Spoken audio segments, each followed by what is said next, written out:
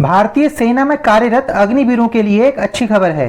Indian express में छपी report के मुताबिक ऑपरेशन सिंदूर में अग्निवीरों के शानदार प्रदर्शन के बाद भारतीय सेना अग्निवीरों का कार्यकाल बढ़ाने की ओर विचार कर रही है। जब 2022 में अग्निवीर की स्कीम आई थी, उस समय अग्निवीरों का कार्यकाल 4 साल निर्धारित किया गया था और उनमें से केवल 25% अग्निवीरों को ही परमानेंट करने की प्लानिंग थी और बाकी बचे 75% अग्निवीरों को रिटायर करने का प्रावधान था। उस समय इस स्कीम की काफी आलोचना हुई थी और देश भर में युवाओं ने इसके खिलाफ प्रदर्शन भी किया था, लेकिन उसके बावजूद भारत सरकार ने इस स्कीम को लागू कर दिया था। अब खबर यह है कि भारतीय सेना और डिपार्टमेंट ऑफ मिलिट्री अफेयर्स इस पर पुनर्विचार कर रहे हैं। इंडियन एक्सप्रेस ने सूत्रों के हवाले से बताया है कि इन्फेंट्री में 70 से 75%, स्पेशली ट्रेन अग्निवीरों का 80% और स्पेशल फोर्सेज में 100% अग्निवीरों का कार्यकाल बढ़ाने के ऊपर विचार चल रहा है। हालांकि इस पर अभी डिस्कशन ही चल रहा है और आर्मी कमांडर्स की कॉन्फ्रेंस में फाइनलाइज करने के बाद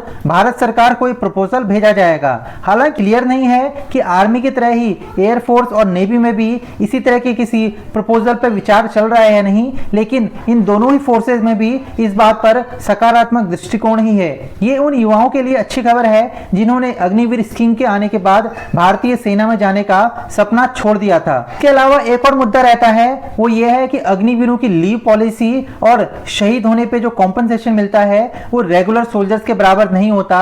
इस पर इस साल के शुरुआत में भारतीय सेना के जनरल उपेंद्र द्विवेदी ने इस बात की वकालत की थी कि सेना के अग्निवीरों की और रेगुलर सोल्जर की लीव पॉलिसी और शहीद होने पर कॉम्पनसेशन बराबर होना चाहिए। हालांकि इस पर अभी फाइनल फैसला नहीं हुआ है।